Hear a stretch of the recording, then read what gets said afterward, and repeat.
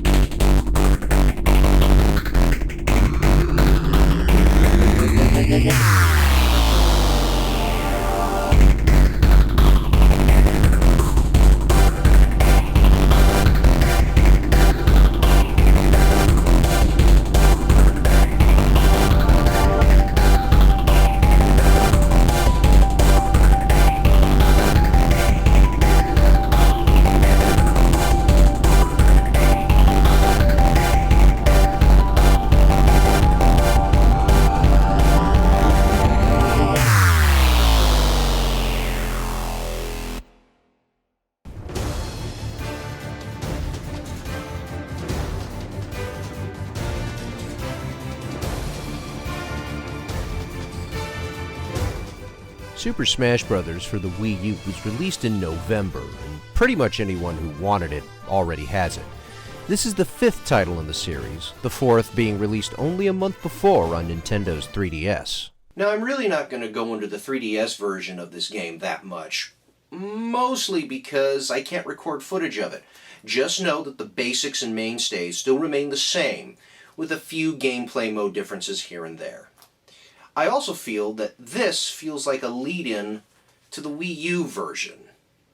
And when I picked this up, boy was I amazed. Super Smash Bros. On the Wii U is actually full of content for a game that seems like you're just beating the living daylights out of beloved Nintendo and other game characters. The adventure mode from Brawl is now gone, replaced with the Smash Tour area. The Smash Tour almost plays like a board game, where 4 players run around a board collecting power-ups for their fighters. Players also collect more fighters, and can engage in Smash battles during this whole process. Going through all the details is a bit much, as explaining how all the extra trophies work, and how this amounts to a big battle royal kind of thing in the end gets rather complicated. However, I think the multiplayer version would be more fun, although that would require people to come over to your house. The other mainstays of all the other Smash Bros. Games, Classic, All-Star, Trophies, the Home Run Contest, and of course the basic Smash game, are all still here. Nintendo also made it pretty easy to unlock all the characters, as there are only 10 extra ones, and it only takes about an hour if you know the easy trick to playing 100 to 120 Smash rounds. Unlocking everything else, much like in the older games, is extremely stressful. All I have to say is, Cruel Smash, 8 KOs, with Lucina. You'll understand. The game controls are very fluid, although I have to admit I've really only been sticking with one type of controller. I was one of the idiots that spent the $100 on the bundle with the GameCube setup.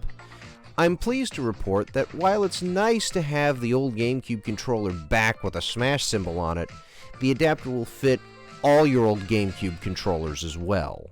And I do mean all of them. I'm also really glad that this option is around. Not only does it mean that this opens the door for the rumored GameCube emulation on the Wii U, but I really feel that this controller is not only the best option, but also the safest. The mechanics of the game have changed again from Brawl, although if you ask me, I really couldn't tell. What I can say is that all the fighters are very different, even if there is at least one palette swap.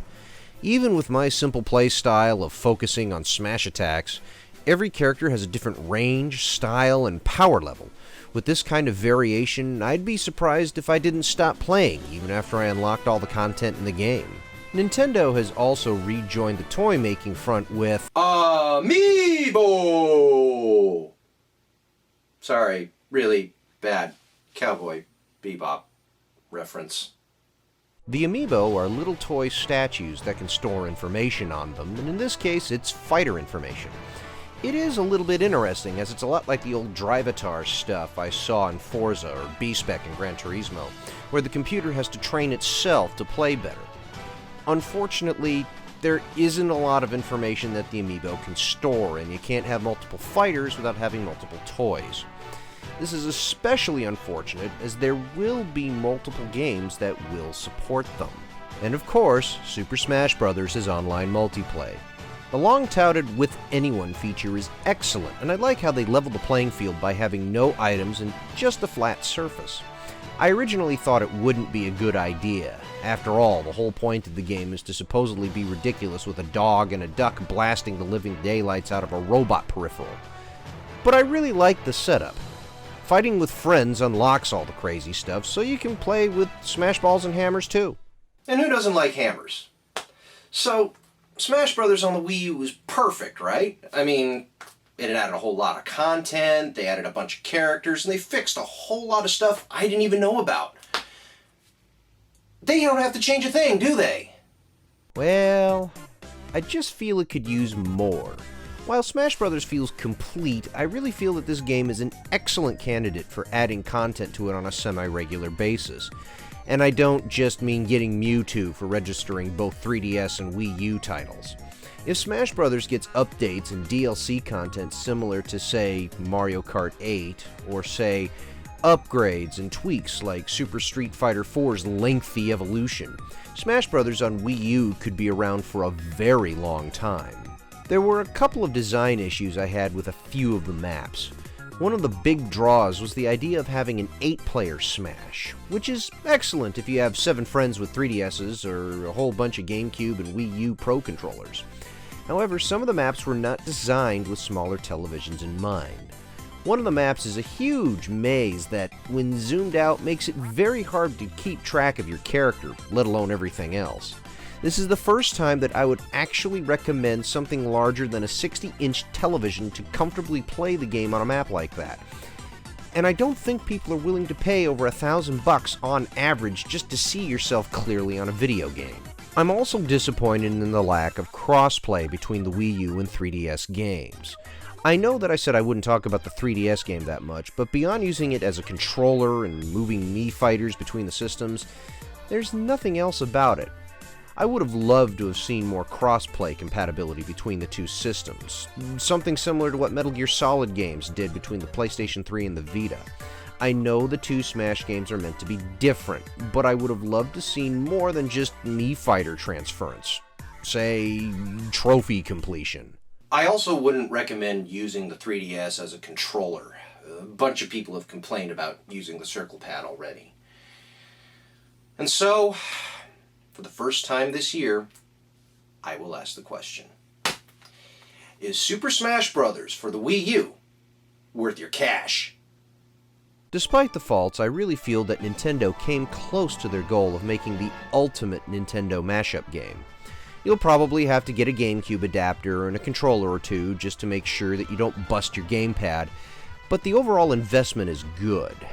As for the game itself, I wouldn't quite say that it's $60, but it's pretty close, probably around the $50 range. The mechanics are solid, the content is very diverse, and even if you don't play all the stuff in the game, or feel like unlocking all the milestones and challenges, it's still fun just to do the normal 4-player smash-up. I'm not disappointed by this game, it just leaves me wanting more. I really hope that Nintendo invests into making Smash Bros. A long-lasting title, and not just a brief flash in the pan. While Mewtwo is nice, I'm really hoping for more characters and more stages, and hopefully more tweaks. That might be hoping a lot, but I'm really hoping for some long-term support. And that's the first review of the year, folks. I hope you enjoyed it. I know I did, and I'm really hoping to put out some new content over the next few months. I'm really liking the new jacket. Although the production values are still the same.